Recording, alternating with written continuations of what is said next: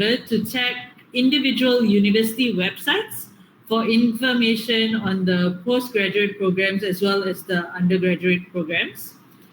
And you can discover uni in the UK government's official website as well for comparing data on undergraduate courses. You can use their tools to think about the things that matter most to you and help you make the right choices for you. So how do you apply? So for applying for an undergraduate course, that means a degree course or a foundation, most undergraduate applications are made through the UCAS website, which is a UK organization that manages the application process and correspondence for UK universities. So to apply to a UK university, visit this website, www.ucas.com. You can write it down or scan the UCAS code and register your details. You will need to complete an application form, including your personal details, and you will definitely have to write a personal statement. You can apply for up to 5 courses through the UCAS website, and you will need to pay a small application fees. Following the closing date, UCAS will then contact you with any offers from your chosen university or college. So if some of you have seen YouTube videos where students apply after high school and then they sit in front of the laptop, they wait for it to come in. So it's very similar to those experiences that you see on YouTube as well. Okay, so this is just for your information for postgraduates. Okay, so if you're applying for a postgraduate course, you can apply via the UCAS, but most applications are made directly to the chosen university in the UK.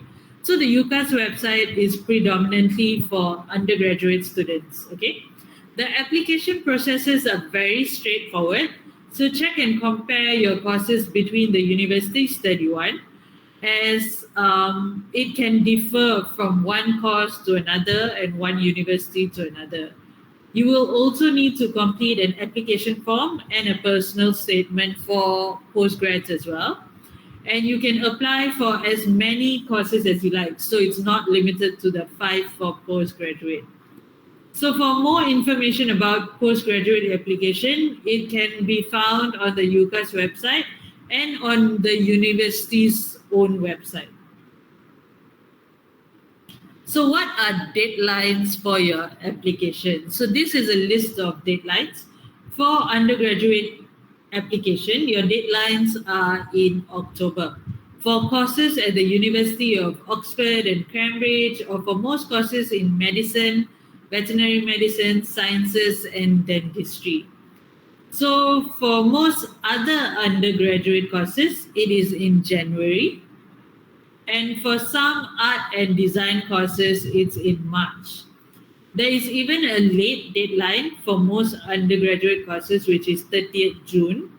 And applications received after this deadline will automatically go into clearing. So you will not be guaranteed your first choice or even a choice in some cases.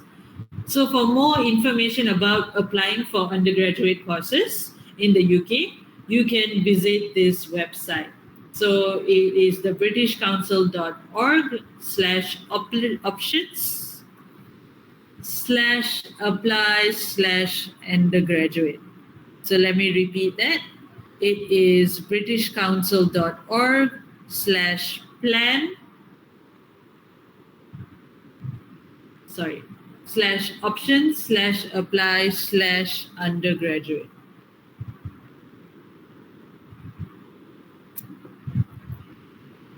Okay, and this is just a brief for postgraduate applications. So some of y'all did ask me questions about scholarships. Scholarships are mostly and mainly for postgraduate scholarships, not undergraduate through British Council. But you can go through the college websites And if the college websites have bursary scholarships or other scholarships, you can apply for those. So you can use the UCAS website to check on your options and pick the colleges and apply for them. And then straight away go to the college website to find if there are other scholarships available.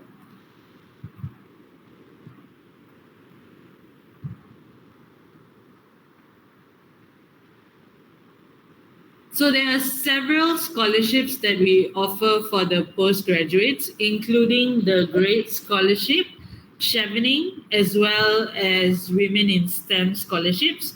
You can find all those details on our British Council website as well. British Council is not exactly college. So you can't pursue undergraduate courses directly through us. You can apply using these websites and using your IGCSE, SPM, STPM certificates as well.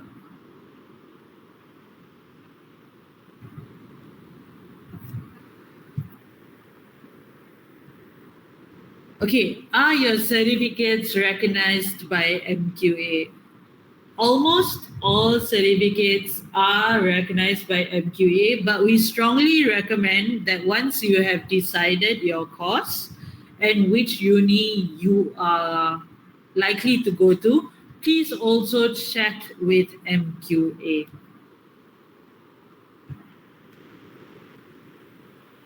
Do we have any other questions? I hope I answered everybody's questions.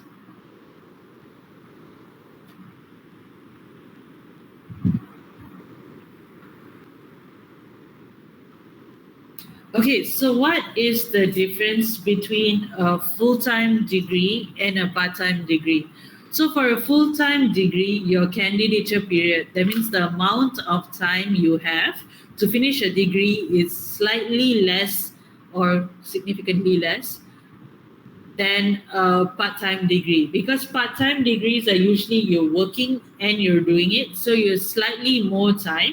You can do less semesters, less subjects a semester, and balance your work as well as your degree. For most UK colleges, IELTS is a requirement, or there is another English certification, but most colleges IELTS is a requirement.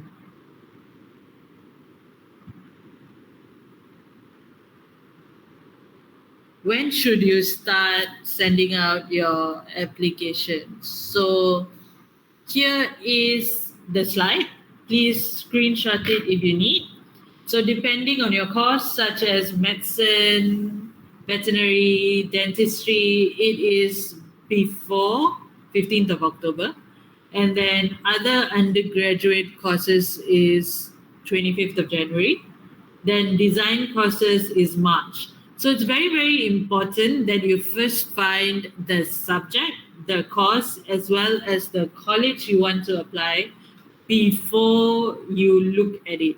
So even before you sit for SPM, I would recommend you already go through this process. So you have a clearer goal and vision of what you want.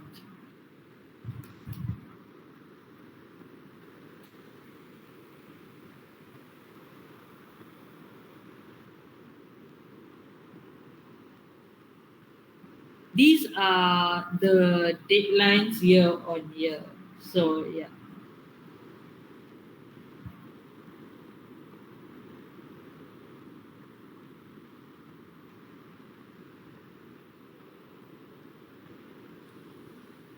Yes, Rosh. If I may add on the key dates for the application deadlines, because I feel like a lot of people are asking on that.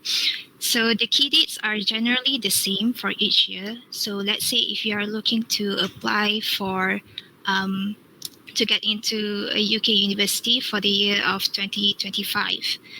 So usually around May of this year, the courses in UCAS will start to open, and you can start to fill in the applications.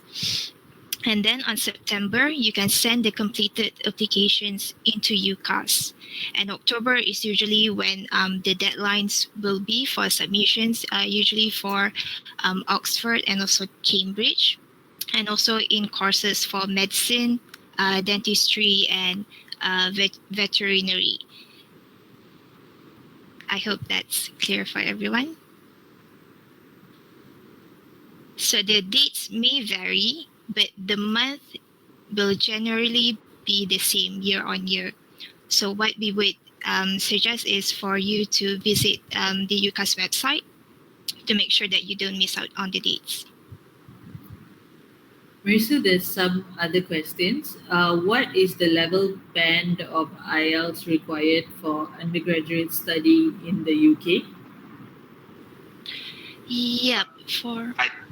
I think I can help to answer this. So I think in terms of the level or the requirement, it is always best for you to check with the university or the school itself, because it varies between different courses that you or your children would like to do. For example, the requirements are different between doing a business course and a law, for example. So there isn't a standard minimum requirement in that sense. Okay, so other questions. Are there any interview process involved?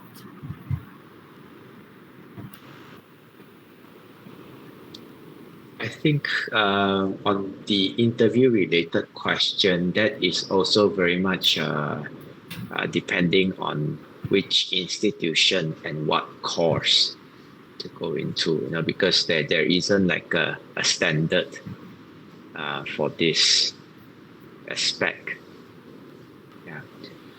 I think moving on to the next question about average cost, there isn't an average across all areas, cities, because different cities would actually require different budget. Yes, that's true, Chen Yang. But if I may add, if you are, I'm sorry, average cost to study in the UK, if you are referring to the cost of tuitions, then I would say we can give you a rough estimation, because it depends again on which area of the UK you study and which university. The rough estimation for the tuition cost would be between £10,000 to 26,000. As for the living cost, if you were to stay in London, then you are expected to spend about £1,300 to £1,400 a month. But if it's in the rest of the UK, it's between £900 to £1,300 a month. So the living cost should cover your rent, your bills, and also your entertainment.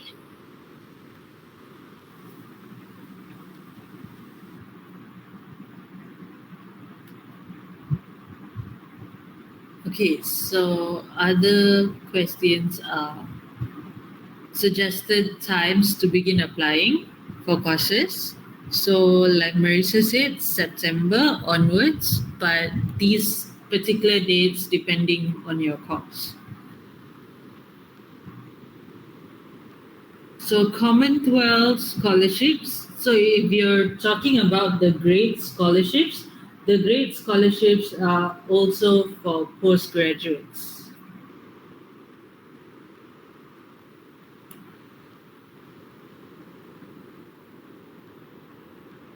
How long does one usually spend in the UK to continue PhDs? Marissa, would you like to take that?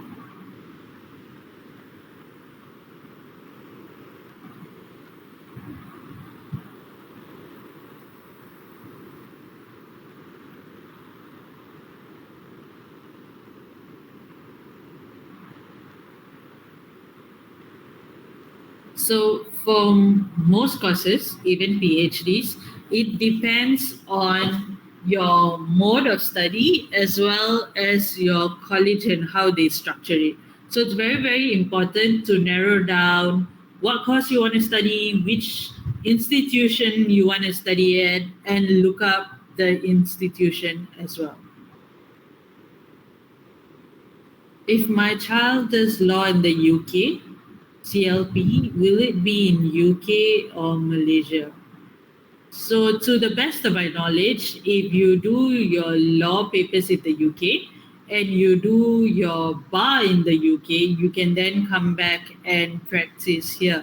But if you only do your basic law degree, you have to come back to Malaysia and sit for the CLP papers in Malaysia to qualify to practice law.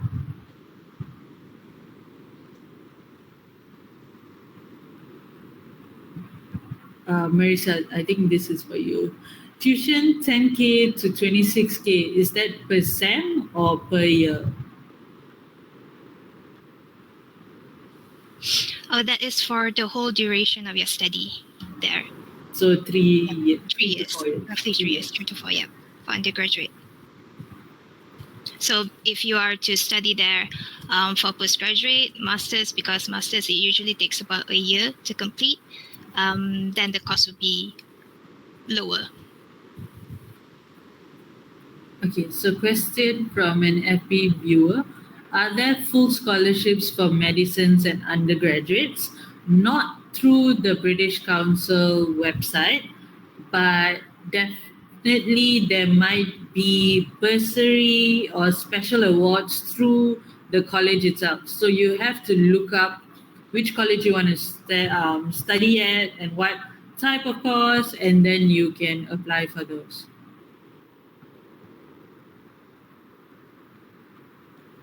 So every year, these are the dates that the UK colleges apply or start opening up their application processes. So it doesn't matter if it's 2024 or 2025 or 2026. This is the rough timeline that you should look at when applying to universities.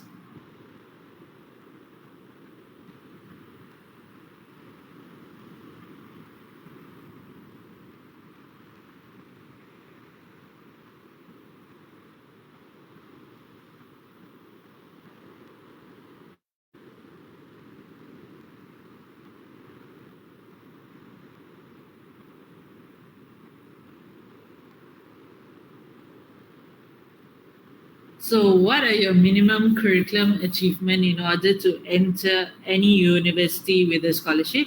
Again, that depends on your course, it depends on your university, and it also depends on your program. So you have to check out your website. Kunci kereta ambil dah, Mak? Kunci kereta.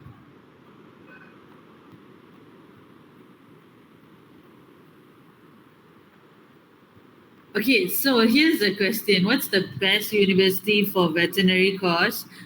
We cannot say what is best because we don't know what kind of education you prefer or where you would like to experience your education in. So there are 4 nations that you can pick from.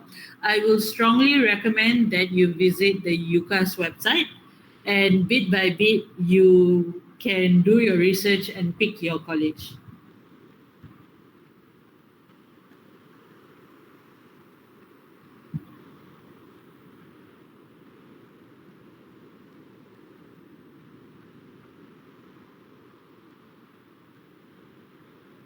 Okey, apakah kelayakan utama belajar di UK? Adakah semua subjek SPM nanti mesti A+? Okey, rasanya semua subjek tak perlulah sampai A+. But of course, please tolong get A+. Jangan kena marah daripada ibu bapa. But tolong pergi visit UCAS website dan adik pilih daripada semua course yang ada dan cari apa kelayakan yang course adik nak serta universiti adik nak untuk memasuki course itu. Okay. Adakah apa-apa keistimewaan diberikan kepada pelajar-pelajar MRSM? In terms of scholarship or in terms of program, tak ada. Tapi definitely you can reach out to your pentadbiran. I'm sure they will have counselors who will help you get on the right path that you want.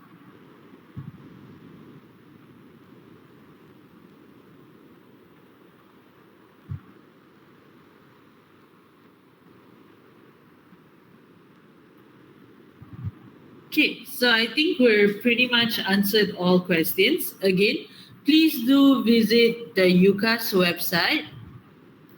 And this website, you have to go through it and select what kind of course, what kind of city, what kind of university you would like to study. And based on that, you can find out your scholarships opportunities, your bursary opportunities, your fees, as well as your cost of living. So with that, we've come to an end. I would like to hand over the session to the admins. All right. Thank you, Rosh.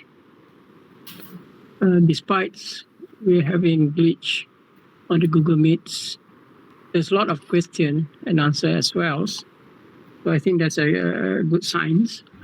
I think for now, I would like to thank you and your team, Cheng Yong and Marisa, for having us today. And for parents, thank you all for joining us today. And we do hope you find this webinar insightful and that it spark, our interest in opportunity that await in the United Kingdom. For that, I think we call off for today. Till next time, thank you very much. Thank you, sir. Thank you, sir. Thank you, sir. Thank you, everyone. Thank you. Thank you.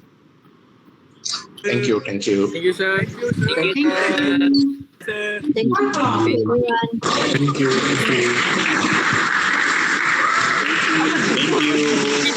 you.